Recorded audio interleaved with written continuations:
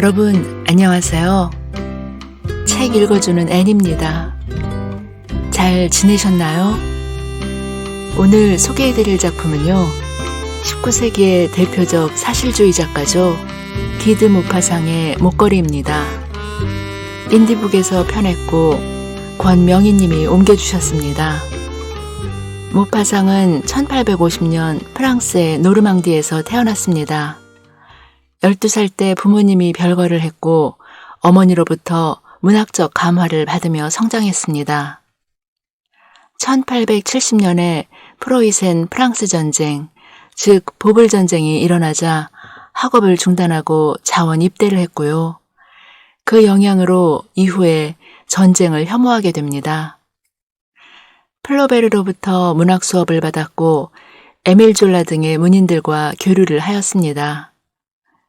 1877년경부터 시작된 매독의 증상으로 신경증을 앓으면서 고통받다가 1893년 정신병원에서 43세의 짧은 생을 마감했습니다. 1880년에 문단에 등단해서 불과 10년 동안 목걸이, 비갯덩어리 등 300여 편의 단편을 썼고요. 그 외 여자의 일생, 죽음처럼 강하다 등의 장편소설과 희곡, 기행문 등 많은 작품을 남겼습니다. 모파상의 대표적 단편인 목걸이는 현실에 발붙이지 못하고 허황된 상상 속에 살던 여자의 불행을 그린 작품입니다. 작품 속에서 마틸드는 만약 목걸이를 잃어버리지만 않았다면 어땠을까라고 말했지만, 저는 잃어버렸더라도 솔직히 얘기했으면 어땠을까? 막연한 상상 속에서 두려워하지 말고 직접 부딪혀보면 어땠을까 하는 생각도 해봅니다. 그리고 또한 원래 목걸이가 500프랑도 안 된다는 것을 알고 난 후에 마틸드와 포레스티의 부인은 4만 프랑짜리 목걸이를 어떻게 처리했을까 하는 점도 궁금합니다. 여러분은 어떻게 생각하시나요? 지금부터 기드 모파상의 목걸이를 전문 낭독해드리겠습니다. 편안한 시간 보내세요. 여러분의 구독, 좋아요, 댓글은 제게 큰 힘이 됩니다. 목걸이, 기드 모파상. 운명의 실수처럼 평범한 셀러리맨의 집안에서 태어난 예쁘고 매력적인 한 여인이 있었다.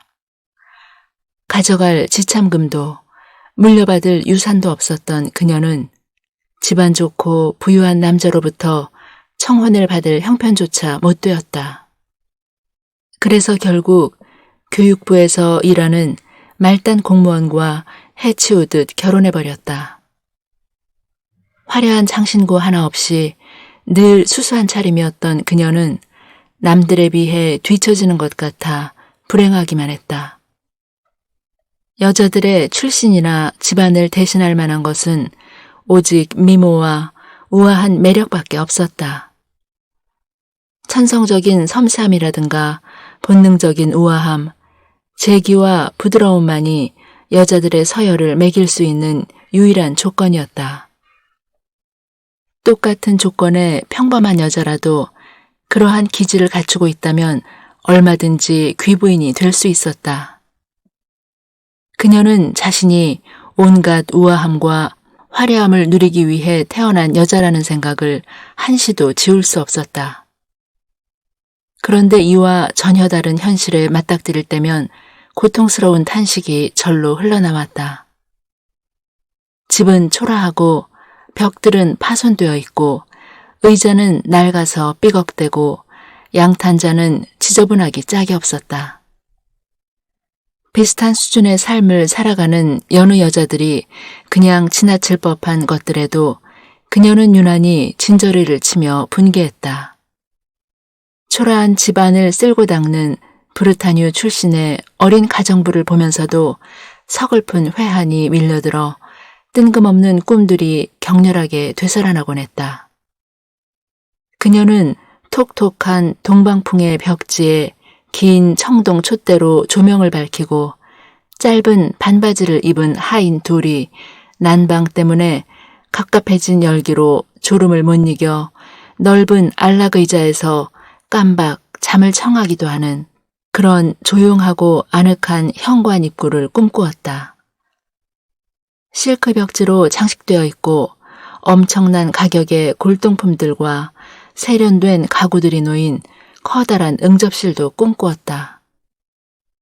그리고 여인들에게 인기가 많은 남자들을 불러놓고 친한 친구들과 몇 시간이고 잡담을 나눌 수 있는 향내나고 아기자기하게 꾸며진 거실을 꿈꾸기도 했다. 현실로 돌아온 그녀는 저녁을 먹기 위해 사흘째 똑같은 식탁보가 덮여있는 둥근 테이블 앞에 남편과 마주 앉았다. 남편은 테이블 위에 차려진 음식을 보고 반색하며 말했다. 맛있는 야채 고깃국이로군. 나는 이 국이 최고로 맛있다고. 그녀는 다시금 우아한 저녁 만찬을 꿈꾸었다. 화려한 은그릇들이 놓여있고 요정의 숲 한가운데 신기한 새들과 전설의 인물들이 모여 사는 성체가 그려진 벽장식을 지그시 바라보며 근사한 접시들에 담겨 나오는 분홍빛 잉어 살코기와 들꿩 날개 같은 고급 요리를 먹으면서 스핑크스의 미소를 지으며 속삭거리기도 하고 귀 기울여 듣기도 하는 고상한 대화 장면을 떠올리는 것이었다. 가만히 생각해보면 변변한 옷이나 보석 하나 갖고 있지 않았건만 그녀는 유난히 그런 것들을 좋아했다. 아니, 그런 것들을 위해 태어났다고 느껴질 정도였다. 그녀는 사람들에게 환심과 매력과 인기를 끌며 즐기면서 살고픈 열망이 컸다. 그녀에게는 수녀원 학교를 다닐 때 알게 된 부유한 친구가 있었는데 그녀는 그 친구를 만나기 꺼려했다. 그 친구를 만나고 돌아오면 항상 자신이 너무나 비참하게 느껴져 며칠 동안 슬픔과 후회와 절망과 비탄에 빠진 채 눈물만 흘리게 되었기 때문이다. 그러던 어느 날 저녁 남편이 손에 대봉투 하나를 들고 거드름을 피우며 돌아왔다. 자, 당신을 위해서 가져온 거야. 그녀는 재빨리 봉투를 뜯어 그 안에 들어있는 초대장을 꺼내보았다. 초대장에는 이렇게 적혀 있었다. 교육부 장관 조르주 랑포노 내외는 1월 18일 월요일 장관 관저에서 파티를 열 예정입니다. 루아젤 부부께서 이 자리에 참석해 주시면 더 없는 영광이겠습니다.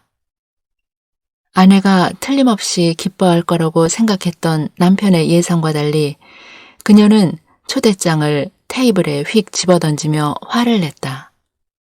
그래서 날들 어쩌라는 거예요? 여보, 나는 당신이 좋아할 거라고 생각했어. 당신 아직까지 파티에 가본 적 없잖아. 이런 멋진 기회가 또 어디 있어? 그 초대장을 얻으려고 엄청 애를 먹었다고. 모두들 가고 싶어 해서 정말이지 귀하게 얻은 거라고. 직원들한테는 몇 장 돌아가지도 않았어. 거기 가면 높으신 분들도 모두 보게 될 거라고. 그녀는 잔뜩 화가 난 눈으로 남편을 노려보다 참지 못하고 쏘아붙였다. 글쎄, 뭘 걸치고 거길 가냐고요? 미처 거기까지 생각 못한 남편이 우물쭈물 말했다. 당신 연극 보러 갈 때 입는 옷 있잖아. 내가 보기엔 그 옷이 잘 어울리던데. 이때 갑자기 눈물을 흘리는 아내의 모습에 당황한 남편은 말문이 막혔다. 두 줄기 굵은 눈물방울이 그녀의 눈가에서 입가로 천천히 흘러내렸다. 그는 어쩔 줄 몰라서 더듬거리며 물었다. 당신 왜 그래? 무슨 일이야? 그녀는 슬픔을 애써 누르고 뺨에 흐르는 눈물을 닦아내며 대꾸했다. 아무 일도 아니에요. 그냥 마땅히 입고 갈 옷이 없으니 파티에 못 가겠구나 싶어서 그랬어요. 그 초대장은 옷 많은 부인과 가시라고 다른 동료분에게 주세요. 그 말을 듣고 미안해진 남편이 말했다. 이봐요, 마틸드. 파티에서 입을 적당한 옷 한 벌 맞추는데 얼마나 들지? 다른 때도 입을 수 있는 아주 심플한 옷으로 말이야. 그녀는 잠시 생각을 더듬었다. 가격을 따져보며 얼마라고 해야 남편이 이런 지하에 거절하지 않을지 고심했다. 검소한 말단 직원인 남편이 기겁해 탄성을 내지를 수도 있는 일이었다. 이윽고 그녀가 주저하며 말했다. 정확히는 모르겠지만 400프랑 정도면 될 것 같긴 해요. 남편의 얼굴이 약간 창백해졌다. 올여름 일요일마다 낭떼르 들판으로 몇몇 친구들과 종달새 사냥을 가기로 약속했는데 그때 쓸 엽총과 사냥 부품들을 사려고 모아둔 돈이 딱 그 액수였다. 하지만 그는 수락하기로 했다. 그럼 그렇게 해. 400프랑을 줄 테니까 멋진 드레스 한 벌을 장만하도록 해요. 드디어 파티 날이 다가왔다. 파티에 입고 갈 멋진 드레스를 장만했는데도 루아젤 부인은 우울하고 초조하고 불안해 보였다. 저녁에 집으로 돌아온 남편이 물었다. 무슨 일 있어? 한 3일 전부터 당신 안색이 안 좋은데. 그녀가 대답했다. 보석도 패물도 아무것도 없으니 난감해서 그래요.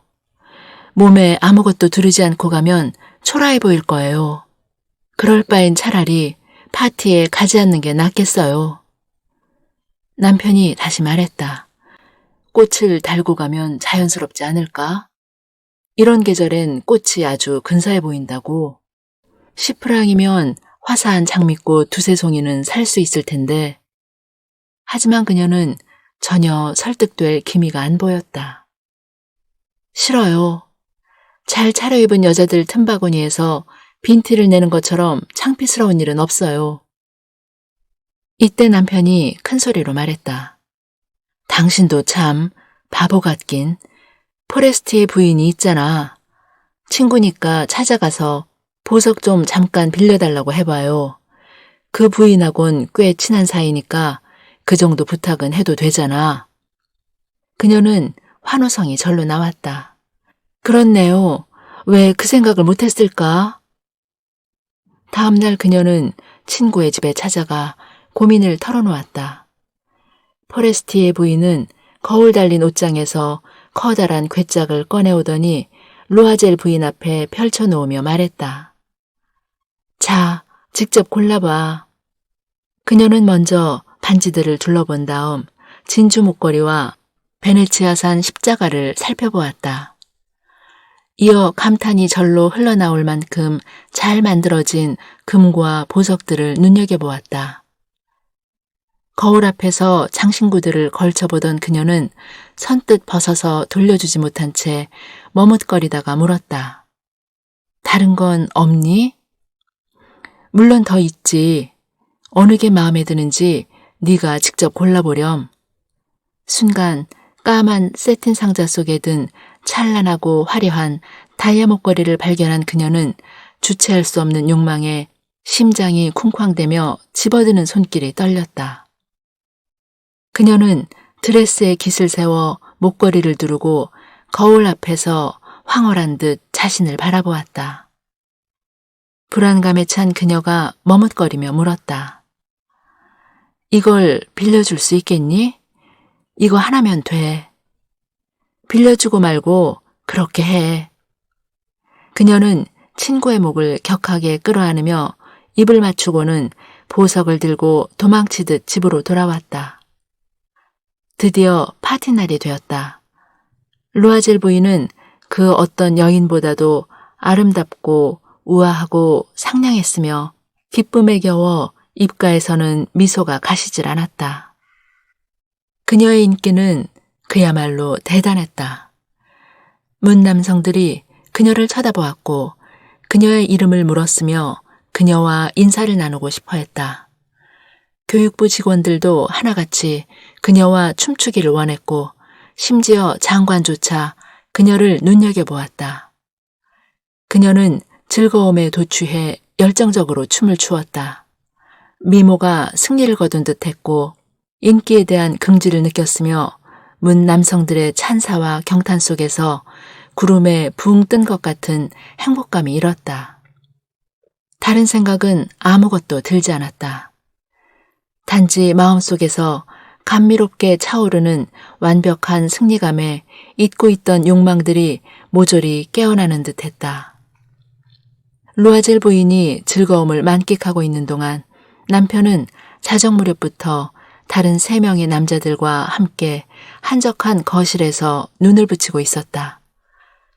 그러다 새벽 4시가 다 되어서야 다 같이 밖으로 나왔다.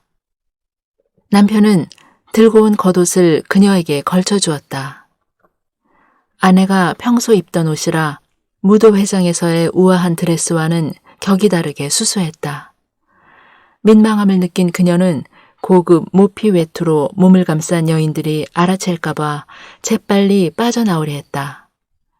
이때 루아젤이 서두르는 아내를 붙잡았다. 기다려.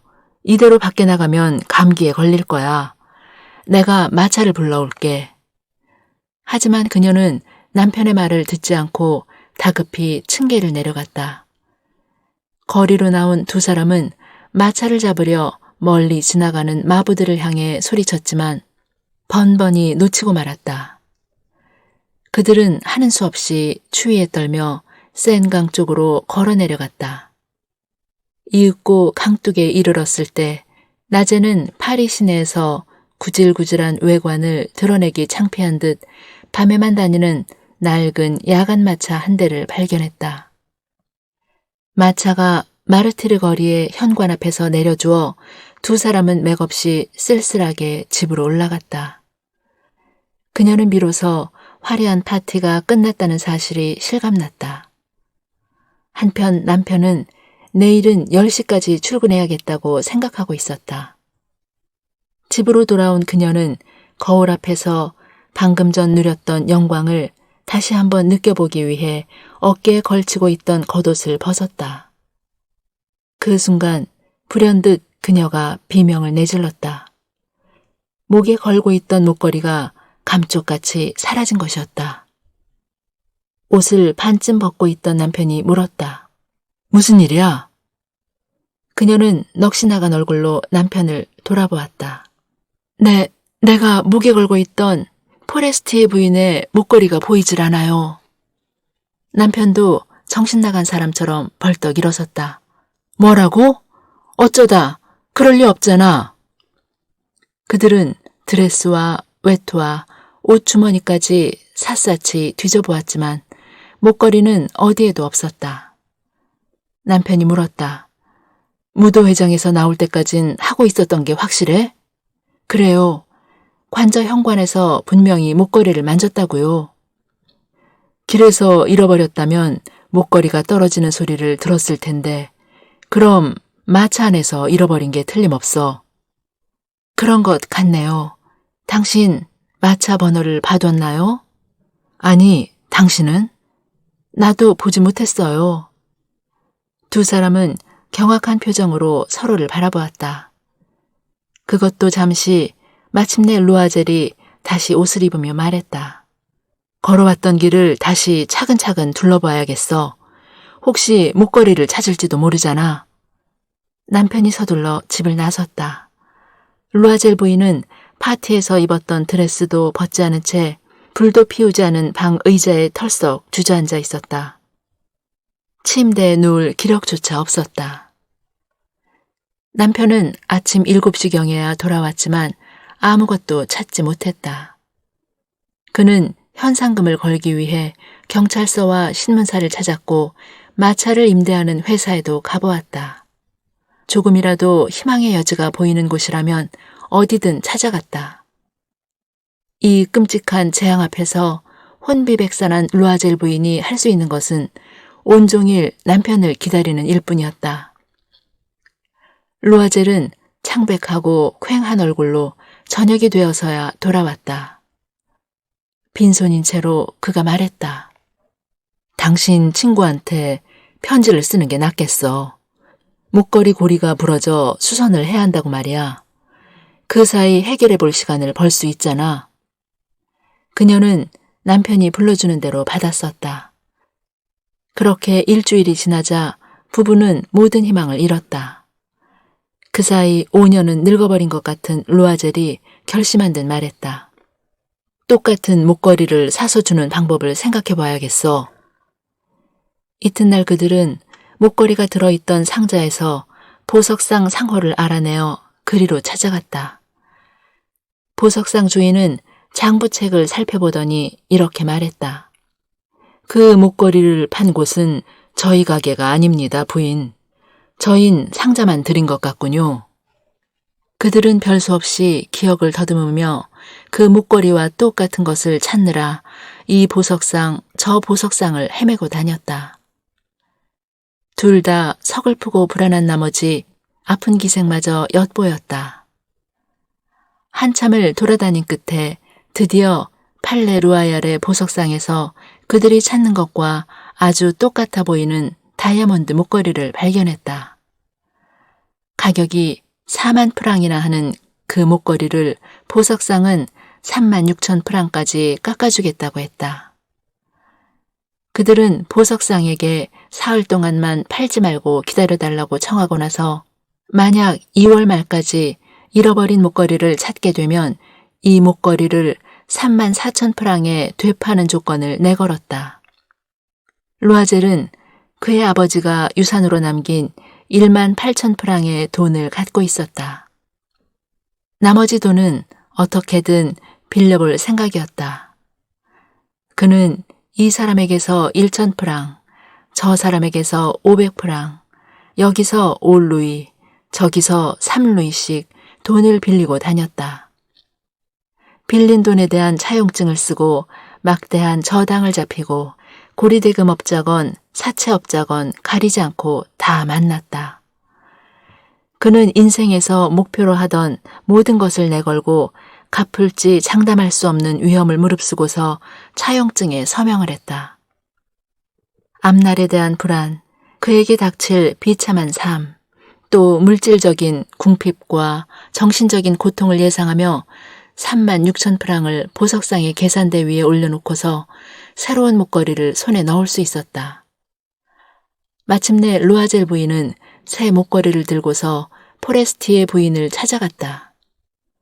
그러자 포레스티의 부인이 언짢은 투로 말했다. 좀 일찍 갖다 주지 그랬어. 내가 필요했을 수도 있지 않니?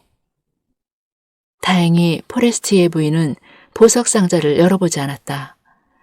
행여 열어보면 어쩌나 루아젤 부인은 가슴을 졸이고 있었다.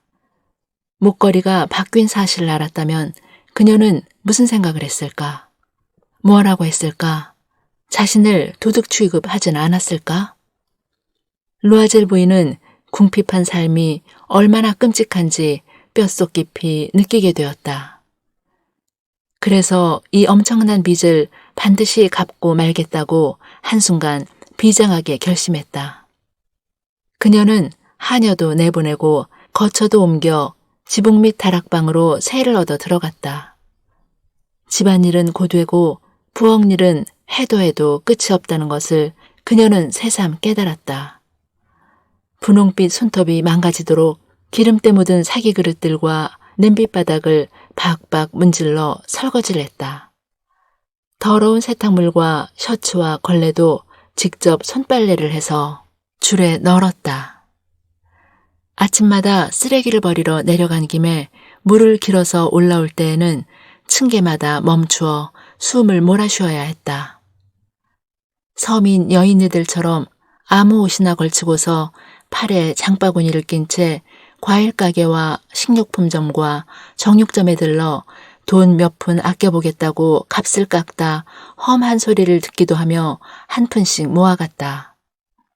매달 차용증에 적힌 빚을 갚아갔지만 새로 차용증을 써서 시간을 벌어야 할 때도 있었다. 남편도 쉼없이 일했다. 저녁에는 상인들의 회계장부를 정리해주고 밤에도 틈만 나면 장당 얼마 안 되는 돈을 받고 서류를 베껴 써주는 일을 했다. 그렇게 10년의 세월을 보낸 후에야 그들은 비로소 모든 빚을 청산했다. 고리대금 이자와 밀린 이자들까지도 싹 다 갚았다. 루아젤 부인은 어느새 폭삭 늙어 있었다. 쪼들리는 집안 살림 탓에 빗질도 잘 안 한 머리에 빗두름하니 돌아간 치마를 입은 강인하고 굳세고 억척스러운 여인이 되어버린 것이었다. 그녀의 손은 빨갛고 거칠었다. 그녀는 귀청이 따갑도록 크게 말했고 물을 휙휙 뿌려가며 마룻바닥을 닦았다. 하지만 이따금 남편이 출근하고 나면 창가에 앉아 그 옛날 무도회가 있었던 저녁 파티를 떠올리곤 했다. 그날 그녀는 얼마나 아름답고 뭇 사람들의 찬사를 받았던가. 그 목걸이를 잃어버리지만 않았다면 어땠을까? 정말 모를 일 아닌가? 인생이 기묘하게 한순간 바뀌어 버릴 줄 누가 알았겠는가? 사소한 것 하나 때문에 신세를 망치기도 하고 구제를 받는 기분이 들기도 하다니. 어느 일요일 그녀는 일주일 동안의 고된 살림살이에서 벗어나 샹젤리제도 돌아볼 겸 외출을 했다. 그런데 불현듯 한 여인이 그녀의 눈에 들어왔다. 아이를 데리고 산보를 하는 그 여인은 다름 아닌 포레스티의 부인이었다. 포레스티의 부인은 여전히 젊고 아리답고 매력적이었다. 루아젤 부인은 울컥해지는 것을 느꼈다. 친구에게 말을 해야 할까? 물론 그래야 해. 이제 빚도 다 갚았는데 사실대로 이야기하지 못할 이유가 어디 있겠는가? 그녀는 포레스티의 부인에게 다가갔다. 잘 지냈어, 잔느? 하지만 상대방은 그녀를 전혀 알아보지 못했다. 심지어 저런 차림새의 여인이 자신의 이름을 친근하게 부르는 것에 놀라는 눈치였다. 저기 부인 누구신지요? 저를 다른 사람으로 착각하신 모양이로군요. 아니, 나 마틸드 루아젤이야. 친구가 크게 탄성을 내질렀다. 어머나, 가엾은 마틸드, 너 많이 변했구나. 그래, 마지막으로 널 본 이후로 정말 힘든 날들을 보냈어. 비참할 정도였지. 그게 다 너와 관련된 일 때문이었단다. 나하고 관련된 일이었다니 무슨 말이야? 다이아몬드 목걸이 기억하고 있지? 장관의 파티에 갈 때 너한테 빌렸던 건 말이야. 물론이지. 그게 왜? 그걸 잃어버렸었거든. 뭐라고? 분명히 네가 다시 가져왔잖니? 그 목걸이와 아주 비슷한 다른 목걸이를 돌려줬던 거야. 그 돈을 갚는데 10년이나 걸렸단다. 너도 알겠지만 아무것도 없는 우리한테 그건 무척 힘겨운 일이었어. 하지만 이젠 다 끝났어. 정말로 홀가분해. 포레스티의 부인이 걸음을 멈추고서 말했다. 내 목걸이를 잃어버려 대신 다른 다이아몬드 목걸이를 사서 돌려주었다는 이야기니? 그래, 눈치 못 챘구나. 2개 목걸이가 아주 똑같았지. 그녀는 순진하고도 우쭐한 기쁨의 미소를 지었다. 포레스티의 부인은 감정이 격해진 나머지 그녀의 손을 와락 잡으며 말했다. 오, 가엾은 마틸드, 내 목걸이는 가짜였어. 고작 500프랑밖에 안 되는 거였단다.